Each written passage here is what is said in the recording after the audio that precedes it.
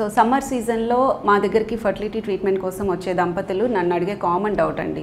Madam, ఈ April May June season అంతా కూడా సమ్మర్ సీజన్, ఈ సీజన్లో ట్రీట్మెంట్ తీసుకోవడం వల్ల ప్రెగ్నెన్సీ రిజల్ట్స్ ఏమైనా అఫెక్ట్ అవుతాయా? యాక్చువల్గా చెప్పాలంటే సమ్మర్ సీజన్లో గర్భం అవకాశాలు తక్కువ, ట్రీట్మెంట్ తీసుకోకూడదు అనేది కేవలం అపోహ అండి.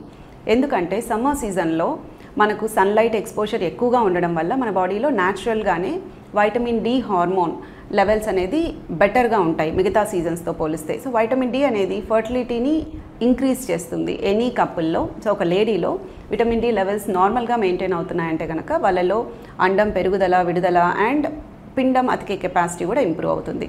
అదేవిధంగా ఈ సమ్మర్ సీజన్లో మన బాడీలో మెలటోనిన్ హార్మోన్ బ్యాలెన్స్ అనేది కూడా చాలా బాగుంటుందండి. దీనివల్ల కూడా ఫర్టిలిటీ కెపాసిటీ లేడీస్లో పెరుగుతుంది. సో ఇవి రెండు కూడా సమ్మర్ సీజన్లో బెనిఫిషియల్ ఎఫెక్ట్స్.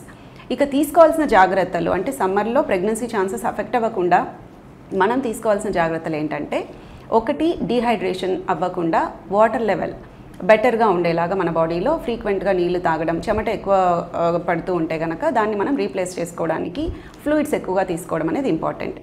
అలాగే స్ట్రెస్ లెవెల్స్ తగ్గించుకొని హీట్ ఎక్స్పోజర్, సమ్మర్లో హీట్కి అధికంగా ఎక్స్పోజర్ లేకుండా చూసుకుంటే కనుక సమ్మర్ సీజన్లో ప్రెగ్నెన్సీ ఛాన్సెస్ తగ్గవు. అలాగే ఫర్టిలిటీ ట్రీట్మెంట్ తీసుకోవడానికి ఎలాంటి ఇబ్బందులు ఉండవండి.